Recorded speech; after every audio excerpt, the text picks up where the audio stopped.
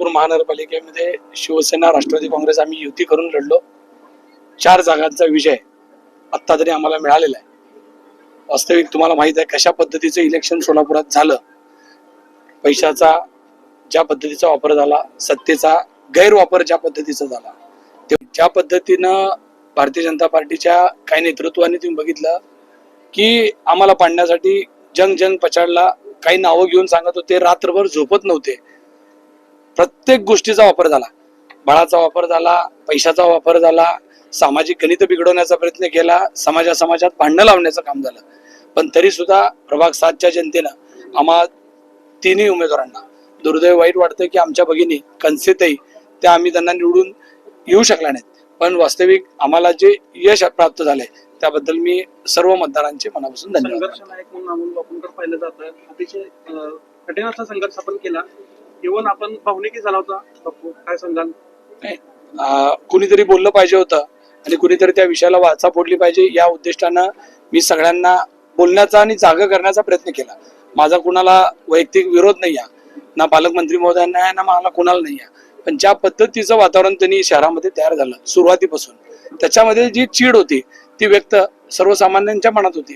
तुम्ही बघितलं असेल की सर्वसामान्य माणसाला असं वाटत होतं की अमोल शिंदेने जी बोललंय ते आमच्या मनातलं बोललंय, जी त्यांना वाटतंय ते बोललेलं आहे. आणि त्याच्यामुळं कुठेतरी कोणीतरी बोललं पाहिजे म्हणून ते बोलण्याचा प्रयत्न केला.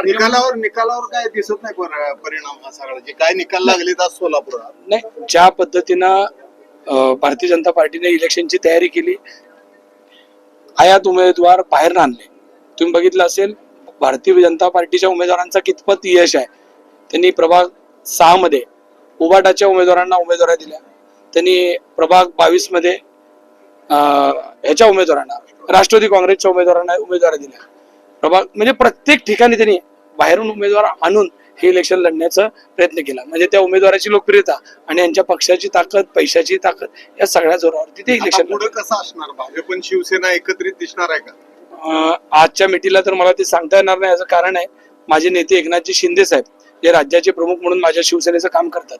त्यामुळे एकनाथजी शिंदे साहेब जे आदेश देतील त्या पद्धतीने येणाऱ्या काळामध्ये शिवसेनेची वाटचाल सोलापुरात झाली. एमआयएमनी ज्या पद्धतीने शिवसेना आणि काँग्रेसपेक्षा जास्त यश मिळवून दाखवलेलं आहे, कसं बघता एमआयएमचं जे आता जे यश आहे? नाही, एमआयएमचं जे यश आहे तुम्हाला माहिती आहे की काही मुस्लिम बहुल भागामध्ये संख्येनं ते मोठ्या प्रमाणात असल्यामुळं, आणि मागं सुद्धा एमआयएम तिथं चांगल्या ताकदीने निवडून आली होती. बरेचदा काही लोक आवर्जून बोलतात की एमआयएम आणि भारतीय जनता पार्टी कुठेतरी पार्टनर आहे का काय, अशा पद्धतीनं बोललं जात आहे.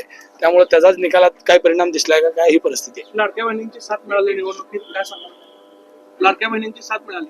लाडक्या बहिणींची प्रभाग क्रमांक 7 मध्ये प्रचंड मोठा तुम्ही बघितला की मताधिक्य, मला वाटतं आमचं एकच उमेदवारांचं 100 आहे, बाकी त्याच्यापेक्षा सगळे मताधिक्य जास्त आहे. मला पाडण्यासाठी खास करून खूप प्रयत्न झाले. पण ज्या पद्धतीने तुम्ही पत्रकार बांधवांनी असेल, प्रभागातल्या लोकांनी असेल आणि सोलापूरकरांनी अशा संघर्षाच्या काळात मला साथ दिली, त्याचा हा कौल आहे असं मी समजतो. थँक्यू.